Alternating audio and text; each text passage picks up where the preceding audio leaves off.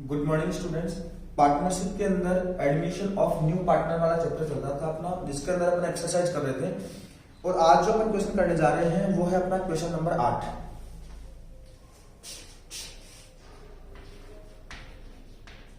देखिए भाई, 8th question क्या बोलता है। M and N are partners in a firm in equal profit sharing ratio। M और N एक फर्म में समान अनुपात में लाभों को बांटते हुए साझेदार हैं। दो पार्टनर हैं M और N, इनका लाभ हानि विभाजन अनुपात दे रखा आपने को इक्वल, अर्थात 1:1। On 31st of March 2017 their balance sheet was as follows। 31 मार्च 2017 की उनकी बैलेंस शीट अपने को दी हुई है। और जब भी अपन पुरानी बैलेंस शीट देखते हैं तो बैलेंस शीट की असेट साइड और लायबिलिटी साइड में से कुछ डेटा अपने लिए इंपॉर्टेंट होते हैं। क्या क्या? बैलेंस शीट की असेट साइड में सबसे पहले अपन देखते हैं कि क्या गुडविल दी हुई है क्या। पहली बात, अगर गुडविल दी हुई होती है तो उस अकाउंट को अपन सबसे पहले क्लोज करते हैं ओल्ड पार्टनर्स में, ओल्ड प्रॉफिट शेयरिंग रेशियो में। इसके अलावा बैलेंस शीट की एसेट साइड में देखते हैं कि कोई फिक्टिशियस एसेट्स अर्थात कोई कृत्रिम संपत्ति तो नहीं है। अगर कोई कृत्रिम संपत्ति हो, जैसे मान लो advertisement expenses, profit and loss account का डेबिट बैलेंस या किसी भी खर्चे का बैलेंस अगर दिया हुआ हो तो उनको भी अपन ओल्ड पार्टनर्स में, ओल्ड प्रॉफिट शेयरिंग रेशियो में बांटते हैं। ये दो चीज तो देखते हैं अपन असेट साइड में। लायबिलिटी साइड से अपन अपने को दो तीन चीज यहां पर भी देखने को मिलती है। क्या क्या? पार्टनर्स कैपिटल अकाउंट का बैलेंस, जो पार्टनर्स कैपिटल अकाउंट में बाय बैलेंस बीडी के रूप में जाता है। इसके अलावा किसी भी प्रकार का अवितरित लाभ अगर वो हो तो उसको भी अपन ओल्ड पार्टनर्स में, ओल्ड प्रॉफिट शेयरिंग रेशियो में डिस्ट्रीब्यूट करते हैं। इसके अलावा कोई भी संचय अगर दिया हुआ हो तो उस रिजर्व को भी अपन ओल्ड पार्टनर्स में, ओल्ड प्रॉफिट शेयरिंग रेशियो में डिस्ट्रीब्यूट करते हैं। तो देखते हैं अपन बैलेंस शीट। बैलेंस शीट में क्या इंफॉर्मेशन है। असेट साइड में देखना, कैश इन हैंड 1500 रुपए, इन्वेस्टमेंट दे रखा है, डेटर्स दे रखा है, फर्नीचर, स्टॉक, बिल्डिंग और पैटेंट्स। अगर असेट साइड को देखें तो ना तो गुडविल दी हुई है और ना ही कोई कृत्रिम संपत्ति है। इसका मतलब असेट साइड में से कोई भी चीज को बांटने का झंझट अपने नहीं रहेगा। अब देखते हैं लायबिलिटी साइड में। लायबिलिटी साइड को उठाकर देखें तो सबसे पहले जनरल रिजर्व दिया हुआ है 8000 रुपए का, ठीक है। ओल्ड पार्टनर्स में, ओल्ड प्रॉफिट शेयरिंग रेशियो में बट जाएगा। उसके बाद में है अपने पास इन्वेस्टमेंट फ्लक्चुएशन रिजर्व। हिंदी में अगर बात करें तो क्या मीनिंग होता है इसका? विनियोग परिवर्तन संचय। अगर विनियोग के मूल्य में कोई उतार चढ़ाव आ जाए, जैसे मान लो इन्वेस्टमेंट दे रखे, फॉर एग्जांपल अपने पास बैलेंस शीट में इन्वेस्टमेंट दिए हुए हैं 20,000 रुपए के। अब इनका रिजल्ट क्या क्या हो सकता है? जब अपन पुनर्मूल्यांकन करें तो इनकी वैल्यू कितनी आ जाए? 22,000 रुपए। 22,000 आती है, इसका मतलब देखो पहले इन्वेस्टमेंट कितने किए अपने? 20 के। अब वर्तमान में इनका मूल्य कितना आ रहा है? 22,000, अर्थात 2,000 का अपने को क्या हो रहा है? प्रॉफिट हो रहा है, फायदा हो रहा है। बात समझ आ रही है? कोई दिक्कत ही नहीं। मान लो अपन ने पुनर्मूल्यांकन किया और रिजल्ट आया कि इनका मूल्य कितना है? 20,000, अर्थात विनियोगों में कोई परिवर्तन नहीं हुआ, कोई दिक्कत वाली बात नहीं है। और तीसरा रिजल्ट क्या आ सकता है अपने पास कि विनियोगों का मूल्य आ जाए फॉर एग्जांपल 20,000 से कम, मान लो आ जाए 17,000 रुपए। ऐसी कंडीशन में क्या होगा? 3,000 रुपए विनियोग का मूल्य कम हो गया, और कम हो गया तो इस कमी की पूर्ति के लिए अपन ने पहले से संचय बना रखा, रिजर्व बना रखा है। अब देखो भाई, यहां पर कमी कितनी आ रही है? 3,000 रुपए की। इन्वेस्टमेंट का मूल्य कितने से कम हुआ है? 3,000 रुपए से। अगर अपन ने संचय बराबर 3,000 से बना रखा है तो कोई दिक्कत वाली बात नहीं है। मान लो अपन ने संचय 3,000 से ज्यादा 4,000 का बना रखा है, कमी कितनी आई? 3,000, लेकिन संचय कितना बना रखा है अपन ने? 4,000 रुपए। अधिक संचय कितना है अपना? 1,000 रुपए का। इस 1,000 रुपए को ओल्ड पार्टनर्स में, ओल्ड प्रॉफिट शेयरिंग रेशियो में डिस्ट्रीब्यूट कर दिया जाएगा। बात समझ आ रही है? जैसे अपन वर्कमैन कंपनसेशन रिजर्व बनाते थे, ठीक वही बात यहां पर लागू होगी। मान लो अपन ने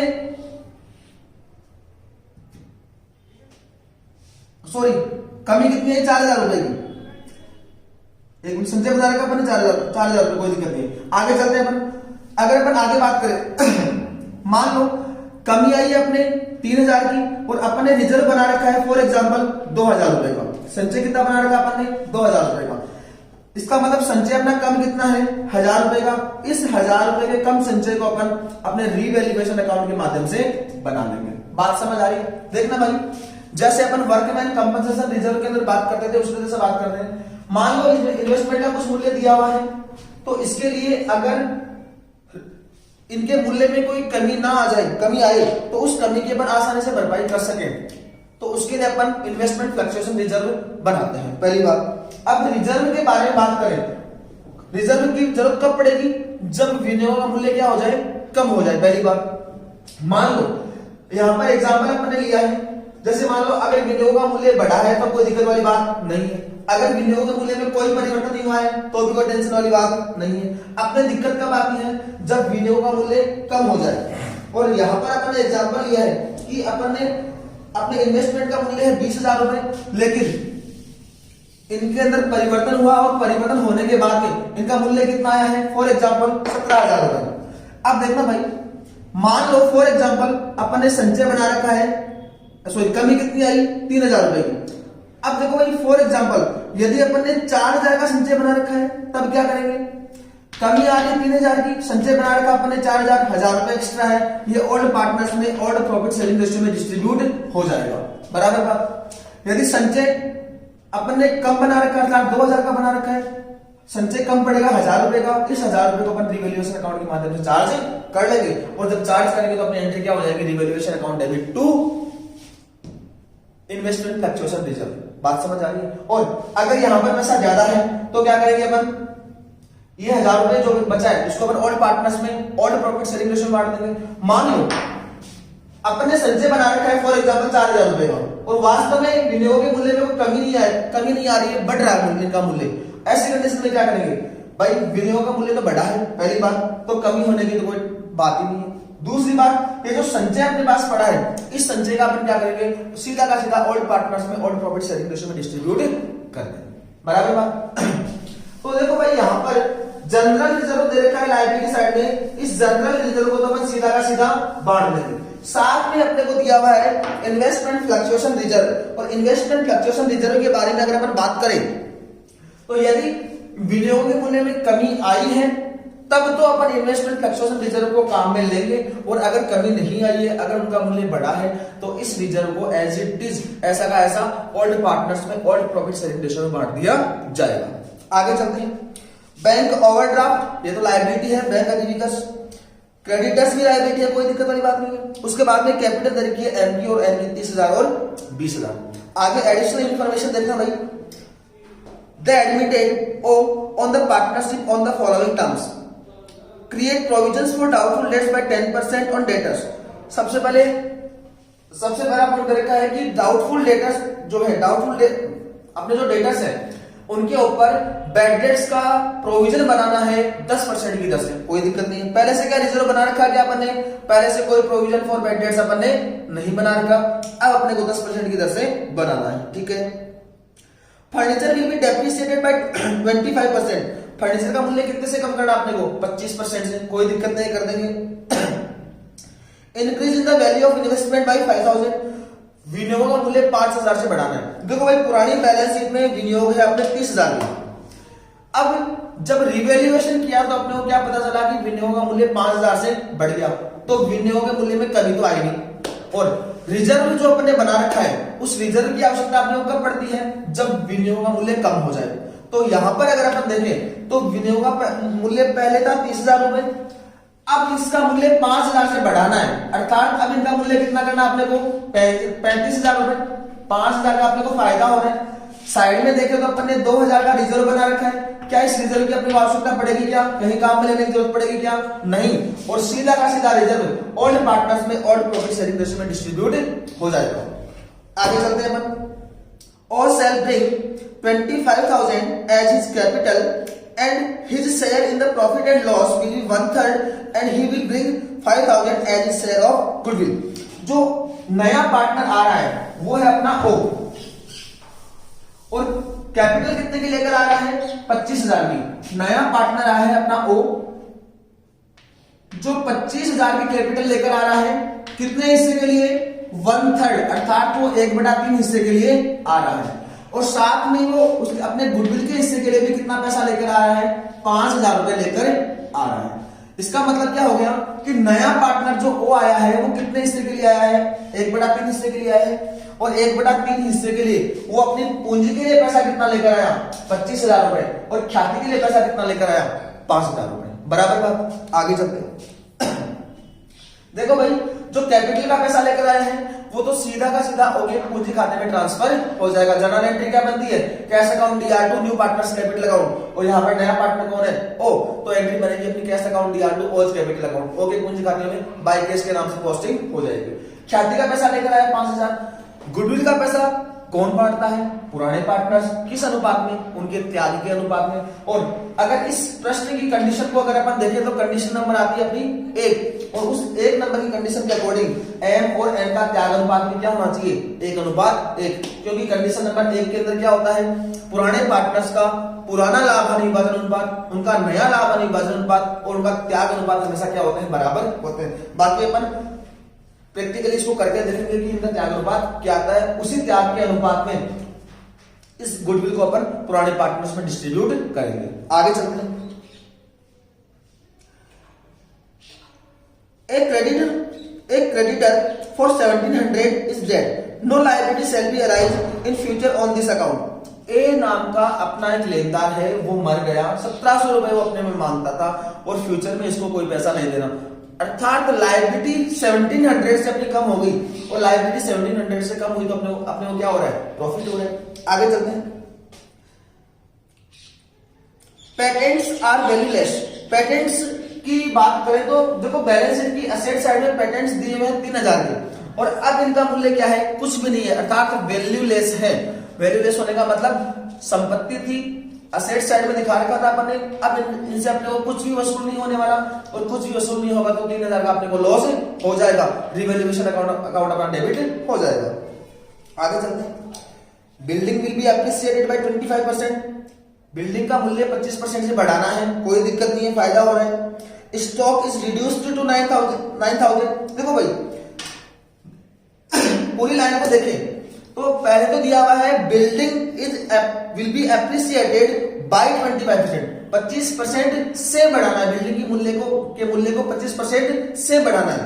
और आगे वाली लाइन क्या कहती है, stock is reduced to 9,000, stock का मूल्य 9,000 तक घटाना है। ये बाई और टू वर्ड जो है, से और तक जो वर्ड है, इनका बड़ा ही रोल रहता है, बड़ा इंपॉर्टेंस रहता है। देखो भाई, बिल्डिंग के लिए तो कहता है कि बिल्डिंग का मूल्य 25% से बढ़ाना है। इसका मतलब देखो, बिल्डिंग का मूल्य वर्तमान में क्या है, वर्तमान में अपनी बैलेंस शीट में बिल्डिंग की वैल्यू दे रखी है 30,000, और कितने से बढ़ाना है, 25% से। 30,000 का 25% होता है 7,500, इसका मतलब बिल्डिंग की वैल्यू 7,500 से अपने को बढ़ा देनी है। Stock will be reduced to 9,000, और स्टॉक को कहां तक घटाना है, 9,000 तक। देखते भाई, स्टॉक कितना है, स्टॉक देगा अपने को 10,500 का, और कहां तक घटाना है, 9,000 तक। अभी मूल्य इसका 10,500, कहां तक घटाना है, 9,000 तक। इसका मतलब 1,500 रुपए से स्टॉक की वैल्यू कम करनी है। Sorry, the capital of all partner are also adjusted accordingly. ठीक है भाई, prepare revaluation account, partners capital account and balance sheet. अपने को revaluation account, partners capital account और बैलेंस शीट तैयार करके दिखानी है। ठीक है भाई, करते हैं स्टार्ट। सबसे पहले अपन त्याग अनुपात की गणना करते हैं। वर्किंग नोट नंबर 1, त्याग अनुपात की गणना, कैलकुलेशन ऑफ सैक्रिफाइसिंग रेशियो। अब सैक्रिफाइसिंग रेशियो के बारे में अगर अपन बात करें तो देखना भाई,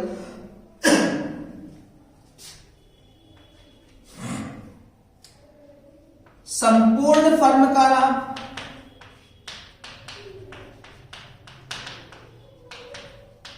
एक ओ का हिस्सा 1/3, शेष लाभ अपने पास कितना बचा है, 1 में से 1/3 क्या, तो कितना बचा, 2/3, जो किस किस का बचेगा, एम का और एन का, बराबर। अब एम और एन अपने 2/3 हिस्से को अपने पुराने लाभ हानि विभाजन अनुपात में बांट लेंगे, इसलिए एम का नया लाभ हानि विभाजन अनुपात कितना आ जाएगा, एम का एनपीएसआर,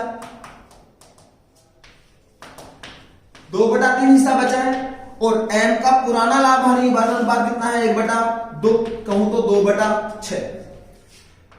अब निकालते हैं अपन एन का एनपीएस 2/3 गुणा 1/2 सेम है 2/6। और अब नए लाभ हानि विभाजन अनुपात की बात करें तो नया लाभ हानि विभाजन अनुपात तो सभी पार्टनर्स का होगा, अर्थात जिसमें तो ओ भी शामिल होगा। इसका मतलब ओ का लाभ भी लिखना पड़ेगा अपने को। ओ का लाभ कितना है अपने पास 1/3। देखो दोनों में हर की संख्या कितनी आ रही है 6। क्या करना पड़ेगा अपने को 2/2 से मल्टीप्लाई कर दें 2/6। और इनका नया लाभ हानि विभाजन अनुपात अपने पास क्या आ जाएगा 2:2:2। और क्या कह सकता हूं 1:1:1 दोनों कर दे। पुराना लाभ हानि विभाजन अनुपात अपने पास है, नया लाभ हानि विभाजन अनुपात अपन ने निकाल लिया। क्या निकाल सकते हैं अपन त्याग अनुपात निकाल सकते हैं, त्याग निकाल सकते हैं। और सेक्रीफाइस निकालने का अपना क्या फॉर्मूला होता है sacrifice is equals to old profit sharing ratio minus new profit sharing ratio. यहां पर बात करें एम का सेक्रीफाइस निकालते हैं। एम का क्या सेक्रीफाइस ऑफ एम। देखो भाई एम का ओल्ड प्रॉफिट शेयरिंग रेशियो कितना था 1/2। अब कितना आ रहा है 1/3। लघुत्तम कितने आएंगे एलसीएम कितने आएंगे 6। 2 गुणा 3 6। 2 का बाद 6 में कितनी बार जाएगा 3 बार -2 1/6। एम का त्याग कितना आ गया 1/6। अब बात करते हैं एन का त्याग। एन का ओल्ड प्रॉफिट शेयरिंग रेशियो कितना है 1/2। नया कितना है 1/3। लघुत्तम कितने आएंगे 6। 3 - 2 = 1/6। और दोनों का त्याग अनुपात के बारे में बात करें तो कितना आ जाएगा 1:1। इसके बारे में अपन ने ऑलरेडी ही बात कर ली थी। देखो भाई एम और एन के ओल्ड प्रॉफिट शेयरिंग रेशियो के बारे में बात करें तो कितना आ रहा है 1:1। नया भी कितना आ रहा है 1:1। और त्याग अनुपात भी कितना आ रहा है 1:1। इसका मतलब जो नया पार्टनर ओ आया है वो ख्याति के रूप में पैसा कितना लेकर आ रहा है 5000। और ये जो ख्याति का पैसा है इसको कौन लेता है पुराने पार्टनर्स। किस अनुपात में त्याग अनुपात में। और इनका त्याग अनुपात क्या है अपने पास 1:1। तो देखो भाई जैसे ही नया पार्टनर ख्याति का पैसा लेकर आता तो एंट्री क्या बनती है cash account debit to goodwill. ठीक है अब क्या करेंगे अपन से ना तो इसने कैश अकाउंट बनवाया है ना ही गुडविल अकाउंट बनाया, मतलब इसकी कहीं पोस्टिंग नहीं होगी। फिर गुडविल को बांटेंगे किसी के बीच में एम के और एन के बीच में। तो एंट्री क्या बनेगी goodwill account debit to M's capital account to N's capital account. किस अनुपात में 1:1 में। और अपनी जर्नल एंट्री क्या बन जाएगी देखना भाई goodwill account debit to M's capital account to N's capital account. Goodwill को डेबिट कितने से कर देंगे 5000 से। किस किस को मिलेगा एन को और एन को कितना कितना पैसा 2500 और 2500। ये आपकी जर्नल एंट्री निकल कर सामने आ जाए। तो यहां तक अपन ने बात क्या की है केवल त्याग अनुपात की गणना की है और ख्याति का पैसा कैसे बांटेंगे उसके बारे में अपन ने बात की है। अब चलते हैं अपन क्वेश्चन के मेन सॉल्यूशन के ऊपर। और मेन सॉल्यूशन के अंदर अपने से revaluation account partners capital account और बैलेंस शीट तैयार करवाइए।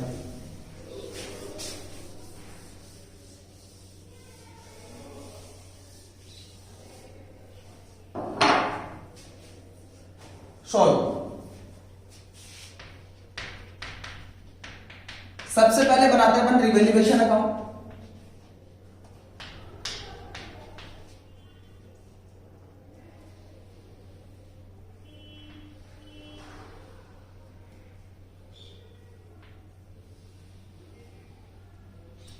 अब बनाते हैं अपन partners capital account.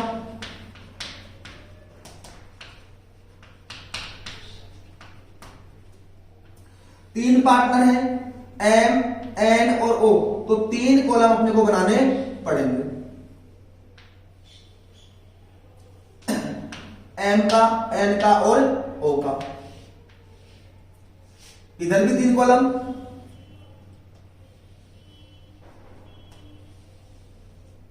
M N और ओ। आगे बनानी अपने को बैलेंस शीट।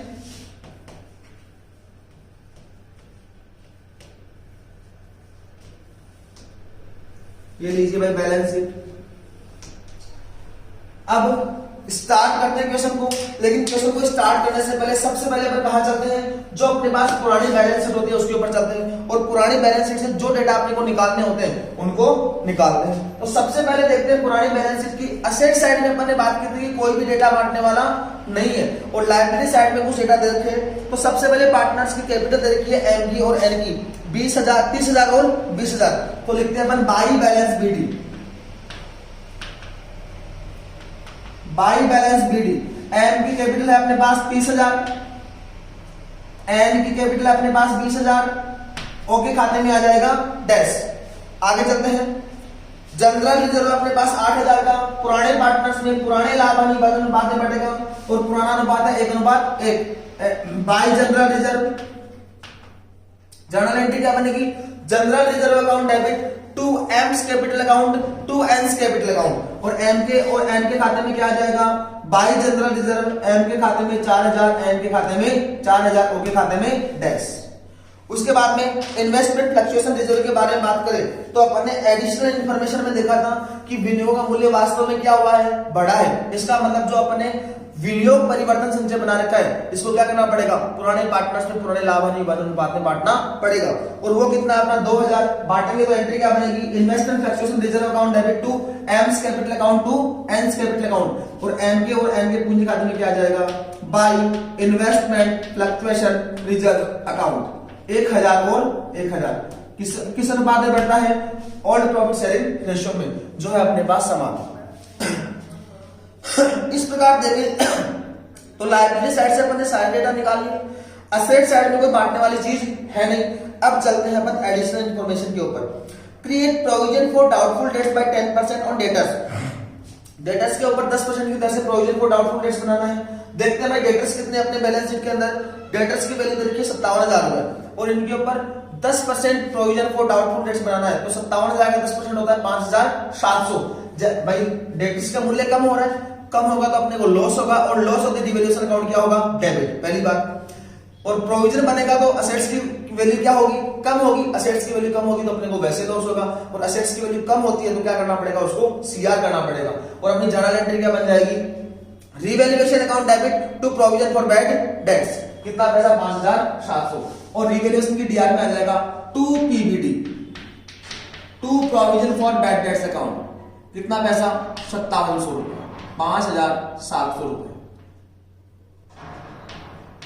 आगे चलते हैं अपन बैलेंस शीट में अगर बात करें तो डेटर्स अंदर के कॉलम में 5,700 लेस करेंगे अपन PBD provision for bad and doubtful debts 5700 रुपए। आउटर कॉलम में राशि आ जाएगी अपने पास 51,300 रुपए। आगे चलते हैं,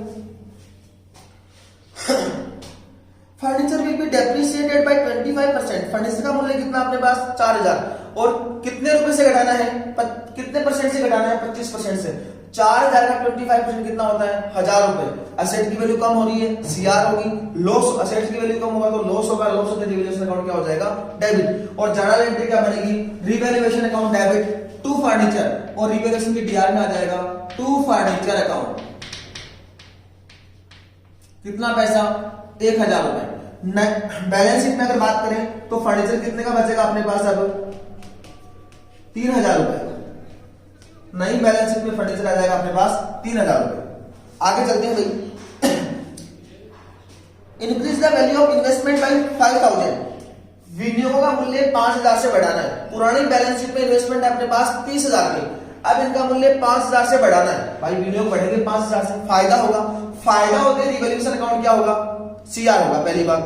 दूसरी बात, इन्वेस्टमेंट अपनी एसेट है, इसकी वैल्यू बढ़ रही है तो एसेट को और डेबिट करते हैं अपन और जर्नल एंट्री क्या बनेगी, investment account debit to revaluation account 5,000 रुपए और रिवैल्यूएशन की सीआर में आ जाएगा बाई इन्वेस्टमेंट अकाउंट 5,000 रुपए। नई बैलेंस शीट में इन्वेस्टमेंट कितने आ जाएंगे अपने पास, 30,000, 30 और 5 35,000 रुपए। आगे चलते हैं, अगर अपन आगे चले तो आगे अपने पास इंफॉर्मेशन है, O shall bring 25,000 as his capital. वो जो पार्टनर आ रहा है अपनी पूंजी के लिए कितना पैसा लेकर आ रहा है, 25,000 रुपए लेकर आ रहा है, ठीक है। लाएगा तो एंट्री क्या होगी, कैश अकाउंट दिया टू ऑज कैपिटल अकाउंट, और ओके पूंजी खाते में क्या आ जाएगा, बाई कैश। ओके खाते में 25,000, और वो अपने 1/3 हिस्से के लिए ख्याति के रूप में 5,000 रुपए लेकर आएगा। तो जैसे ही पैसा लेकर आएगा तो पैसा लाने की एंट्री क्या बनेगी, कैश अकाउंट दिया टू गुडविल। ना तो अपन ने कैश अकाउंट बना रखा, ना ही अपन ने गुडविल अकाउंट बना रखा, कहीं भी पोस्टिंग नहीं होगी। दूसरी जर्नल एंट्री क्या होती है, गुडविल को अपन ओल्ड पार्टनर्स में ओल्ड प्रॉफिट शेयरिंग रेशियो में बांटते हैं। गुडविल को अपन ओल्ड पार्टनर्स में सेक्रीफाइसिंग रेशियो में बांटते हैं, और इनका सेक्रीफाइसिंग रेशियो क्या निकाला था अपन ने, 1:1। 5,000 की गुडविल लेकर आएगा तो एंट्री बनेगी cash account DR to goodwill. जैसे ही बांटेंगे तो एंट्री बनेगी goodwill account DR to M's capital account to M's capital account. M का और एन का पूंजी खाता अपने पास है, और पोस्टिंग हो जाएगी by cash, sorry by goodwill. कितना कितना पैसा, 2,500 2,500। आगे चलते हैं भाई। A creditor को 1,700 is dead, no liability shall arise in future on this account। ए नाम का एक बंदा था जो 1,700 रुपए अपने में मांग रहा था, वो मर गया और फ्यूचर में अपने को उसके फेवर में कोई भी पैसा नहीं चुकाना। दायित्व कम हुआ है भाई, दायित्व कम होते क्या होगा अपने को, फायदा, और फायदा होते रिवैल्यूएशन अकाउंट क्या होगा, सीआर। पहली बात लायबिलिटीज का वैसे बैलेंस कौन सा होता है, सीआर। बढ़ती है तो अपन उसको और सीआर करते हैं, और कमी होती है तो उसको अपन क्या करते हैं, डेबिट करते हैं। इस प्रकार जर्नल एंट्री क्या बनेगी अपनी, creditors account debit to revaluation account, और रिवैल्यूएशन की सीआर में क्या आ जाएगा, बाय क्रेडिटर्स। कितने का फायदा हो रहा है, 1,700 का, ठीक है। नई बैलेंस शीट में अगर अपन बात करें तो देखना भाई क्रेडिटर्स कितने बचेंगे अपने पास। पहले लेनदार कितने थे, 36,000 के, 1,700 रुपए अब नहीं चुकाने, कितने बचेंगे, 34,300 रुपए, ठीक है। आगे चलते हैं भाई। आगे अपने पास इंफॉर्मेशन है, building will be appreciated by 25%। Building की वैल्यू देखिए अपने पास, बिल्डिंग की वैल्यू अपने पास है 30,000 रुपए, और कितने से इसकी वैल्यू बढ़ानी है, 25% से बढ़ानी है, ठीक है। बढ़ाते हैं 30,000 का 25% कितना होता है, 7,500। बिल्डिंग अपनी असेट है, असेट की वैल्यू बढ़ेगी तो अपने को क्या होगा, फायदा। फायदा होगी असेट तो डेबिट हो जाएगी, और रिवैल्यूएशन अकाउंट अपना सीआर हो जाएगा। और जर्नल एंट्री क्या बनेगी, building account DR to revaluation account, और रिवैल्यूएशन की सीआर में आ जाएगा बाय बिल्डिंग अकाउंट 7,500। नई बैलेंस शीट में अगर अपन बात करें तो अपनी बिल्डिंग आ जाएगी 37,500 से,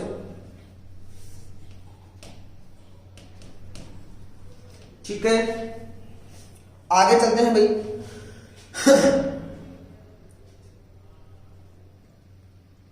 stock is reduced to 9,000।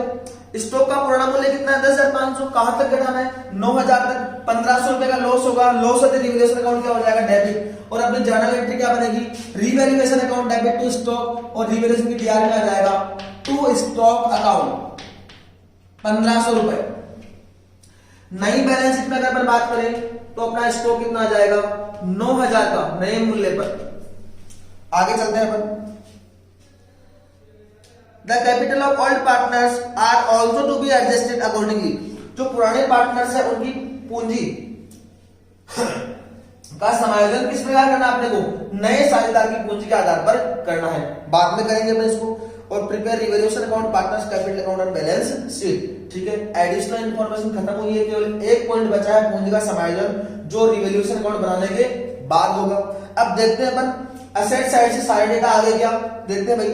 Cash in hand दिया हुआ है जो अपन सबसे लास्ट में लिखेंगे, तो लिख दो यहाँ पर कैश इन हैंड। इसका बैलेंस जो भी आएगा उसको अपन सबसे लास्ट में लिखेंगे, ठीक है। उसके बाद में बात करें तो इन्वेस्टमेंट आ गया, डेटर्स आ गए, फर्नीचर आ गया, स्टॉक, बिल्डिंग आ गया। एक पॉइंट छोड़ दिया अपन ने, पेटेंट्स वाला। पेटेंट्स आर वैल्यूलेस, ये पॉइंट अपन ने छोड़ दिया था, इसको भी पूरा करते हैं भाई। पेटेंट्स को देखो भाई, बैलेंस की असेट साइड है, पेटेंट्स अपने पास 3,000 रुपए थे। और अब इंफॉर्मेशन अपने पास देखो, पॉइंट नंबर 6 है।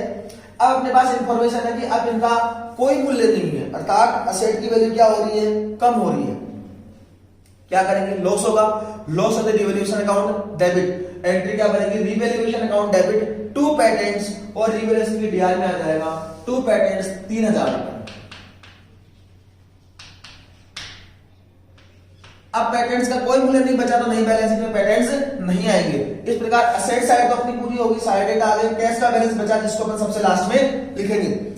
अब लायबिलिटी साइड में देखें तो जनरल रिजर्व को अपन ने बांट दिया, इन्वेस्टमेंट फ्लक्चुएशन रिजर्व को अपन ने बांट दिया, बैंक ओवरड्राफ्ट पड़ा अपने पास एज इट इज 40,000 रुपए का, तो लिखो बैंक ओवरड्राफ्ट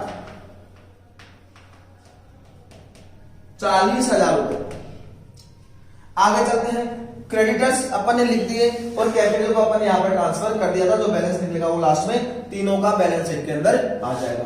अब खाते बंद करने की बात करते हैं। सबसे पहले बंद करते हैं अपन रिवैल्यूएशन अकाउंट को।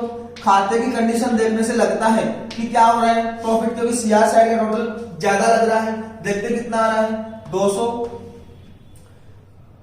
7 और 1 8, 5 13 और 1 14,200। खाते के दोनों पक्षों का योग कितना होता है, बराबर 14,200। डेबिट साइड का टोटल देखें तो कितना आ रहा है, 7 और 5 12, हासिल 1 5 और 1 6 7 8 और 3 11,200। 14,200 में से 11,200 घटेंगे कितना बचेगा, 3,000 रुपए। इस प्रकार रिवैल्यूएशन का प्रॉफिट कितना आ जाएगा अपना, 3,000 रुपए का, जिसको क्या करेंगे ओल्ड पार्टनर्स में ओल्ड प्रॉफिट शेयरिंग रेशियो में बांट दिया जाएगा। To net profit transferred to partners capital account M और एन किस अनुपात में, समान अनुपात में 1,500 रुपए और 1,500 रुपए। आउटर कॉलम में राशि आ जाएगी 3,000 और अपना रिवैल्यूएशन अकाउंट हो जाएगा क्लोज। 2 वाला बाय में रिवैल्यूएशन अकाउंट में क्या लिखेंगे, पार्टनर्स कैपिटल अकाउंट में क्या लिखेंगे, बाय रिवैल्यूएशन प्रॉफिट एम के खाते में 1,500, एन के खाते में 1,500, ओ के खाते में डैश। अब करना है अपने को पूंजी का समायोजन। अब देखो भाई, देखो पूंजी का समायोजन किस प्रकार करना है अपने को, नए पार्टनर की पूंजी के आधार पर करते हैं। यहां पर बनाते हैं वर्किंग नोट नंबर 2, पूंजी का समायोजन, एडजस्टमेंट ऑफ कैपिटल। देखो भाई, नया पार्टनर जो है वो कितने हिस्से के लिए आया है, 1/3 हिस्से के लिए, और 1/3 हिस्से के लिए उसकी पूंजी कितनी है अपने पास, 25,000 रुपए की। ठीक है, तो अगर नए पार्टनर की पूंजी के आधार पर पुराने पार्टनर्स की पूंजी का समायोजन अपने को करना होता है, तो अपन करते क्या है, सबसे पहले नए पार्टनर की पूंजी और उसके लाभ के हिस्से के आधार पर संपूर्ण फर्म की पूंजी कैलकुलेट की जाती है, और उसको जो भी संपूर्ण फर्म की पूंजी आई है उसको नए लाभ हानि विभाजन अनुपात में अपन बांट देंगे, तो पुराने पार्टनर्स की कितनी कितनी पूंजी होनी चाहिए वो अपने सामने आ जाएगी। ठीक है, 1/3 हिस्से के लिए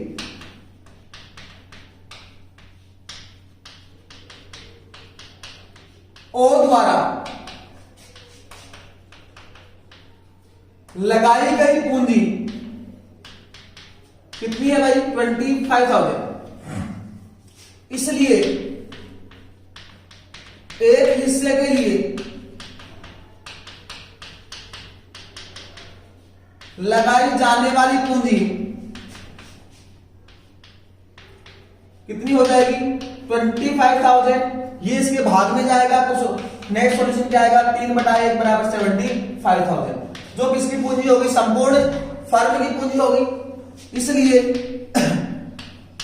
ओ की पूंजी, ये तो संपूर्ण फर्म की पूंजी है, ओ की पूंजी कितनी आएगी, संपूर्ण फर्म की पूंजी में से उसके लाभ, उसके लाभ के अनुपात में उसको बांट देंगे, और नया लाभ कितना है इसका 1/3, 75,000 का 1/3 कितना बचेगा, 25,000। अर्थात ओ की पूंजी होनी कितनी चाहिए, 25,000 रुपए।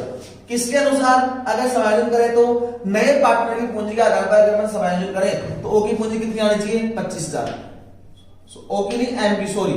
इसलिए एन की पूंजी इसकी भी सेम होगी, 75,000 संपूर्ण फर्म की, उसका लाभ का हिस्सा कितना है नया, 1/3, और हिस्सा कितना होना चाहिए, 25,000 रुपए। और ओ की पूंजी कितनी होनी चाहिए, उसकी भी सेम, 75,000 गुणा 1/3, 25,000 रुपए, और इसकी पूंजी तो ऑलरेडी लाभ हानि विभाजन अनुपात के अंदर है। देखो भाई, यहां पर अपन ने क्या निकाला है, पूंजी का समायोजन किया है नए पार्टनर की पूंजी के आधार पर पुराने पार्टनर्स की पूंजी कैलकुलेट की है। कैसे निकालते हैं? नए पार्टनर के लाभ के हिस्से और उसके द्वारा लगाई गई पूंजी के आधार पर सबसे पहले संपूर्ण फर्म की पूंजी कैलकुलेट करते हैं जो अपने पास आ रही 75,000 और इसको अपन नए लाभ हानि विभाजन अनुपात में डिस्ट्रीब्यूट कर देते हैं। और नया लाभ हानि विभाजन अनुपात का क्या है? 1:1:1। एन की पूंजी कितनी होगी? 75,000 गुणा 1/3। एन की पूंजी कितनी होगी? 75,000 गुणा 1/3 और ओ की पूंजी कितनी होगी? 75,000 गुणा 1/3। इस प्रकार की पूंजी 25,000 25,000 और 25,000 आ जाएगी। यहां तक की बात ठीक है। अब देखते हैं भाई एन की पूंजी होनी चाहिए 25,000, अगर ज्यादा होगी तो ये लेकर चला जाएगा और कम होगी तो लेकर आ जाएगा। एन की पूंजी भी कितनी होनी चाहिए? 25,000। अगर इसने जो पैसा लगा रखा है अगर वो ज्यादा है तब तो लेकर चला जाएगा और कम है तो लेकर आ जाएगा। देखते हैं भाई एन के खाते को देखें तो एन के खाते पूंजी खाते का बैलेंस कितना आ रहा है? 30 और 4 34, 35, 36, 37, 38 और 39,000। डेबिट में कोई चीज है नहीं। एन के पूंजी खाते का बैलेंस आ रहा है 39,000, अर्थात इसका पैसा फर्म के पास पड़ा कितना है? 39,000। जबकि इसका होना कितना चाहिए? 25,000। अधिक कितना है? 14,000 और 14,000 एम लेकर चला जाएगा। और जैसे ही एम लेकर जाएगा तो एंट्री क्या बनेगी? Partners capital account debit to cash, M's capital account debit to cash और एम के पूंजी खाते में आ जाएगा टू कैश अकाउंट। कितना लेकर जाएगा? 14,000। अब एम के पूंजी खाते को देखते हैं भाई, टोटल कितना आया? 39,000। खाते के दोनों पक्षों का योग क्या होता है? बराबर 39,000। 14,000 ये ले गया और बैलेंस कितना बचेगा? टू बैलेंस शीट कितना आएगा? 25,000 रुपए। और एम की पूंजी होनी चाहिए कितनी चाहिए? 25,000। ऑटोमेटिक एडजस्ट हो रही है कि नहीं हो रही? आगे चलते हैं। एन के खाते को देखें तो एन की पूंजी होनी कितनी चाहिए? 25,000। इसके खाते को देखें तो 20 और 4 24 और 25 26 27 28 और 29,000। इसके खाते का बैलेंस कितना आ रहा है? 29,000। डेबिट में कोई चीज है नहीं, डेबिट में कोई खर्चा है नहीं। इसके खाते का सीआर से सारा अपने पास 29,000, अर्थात इसका पैसा फर्म में जमा कितना है? 29,000। जबकि होना कितना चाहिए? 25,000। अधिक कितना है? 4,000। लेकर चला जाएगा और लेकर जाएगा तो एंट्री क्या होगी? N's capital account debit to cash और एन के पूंजी खाते में क्या आ जाएगा? To cash. कितना पैसा? 4,000। खाते के दोनों पक्षों का योग क्या होता है? बराबर। और बैलेंस कितना आ गया? 25,000 रुपए। ओके खाते को देखें तो देखो भाई 25,000, खाते के दोनों पक्षों का योग 25,000 और बैलेंस भी कितना आ जाएगा? 25,000। बात समझ में आ रही कि नहीं आ रही? तीनों पार्टनर्स की पूंजी कितनी कितनी होनी चाहिए थी? 25, 25 और 25 और अपना बैलेंस जो आ रहा है वो कितना आ रहा है? 25,000, 25,000 और 25,000। यहां तक की बात ठीक है।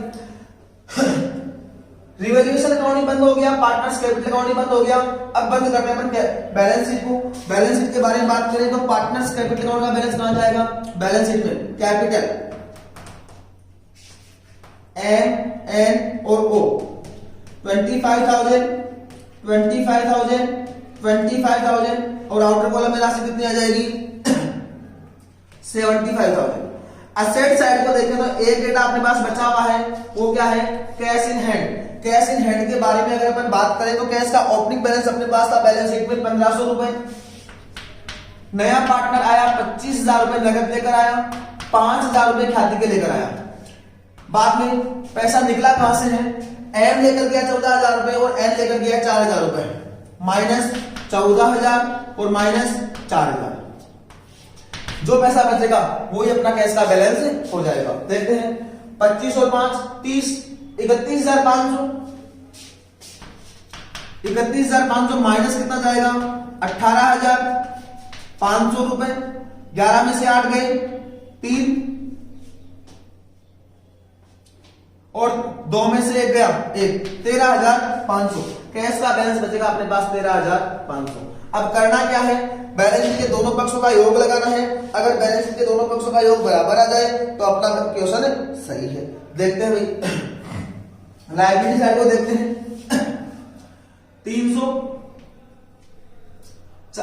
5 और 4 9, 7 और 3 10 और 4 14, 1,49,300 1,49,300।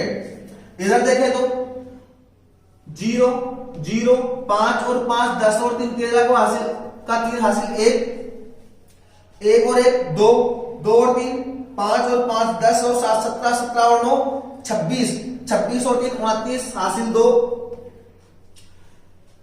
2 और 5 7, 7 और 3 10, 10 और 3 13, 13 और 1 14, 1,49,300।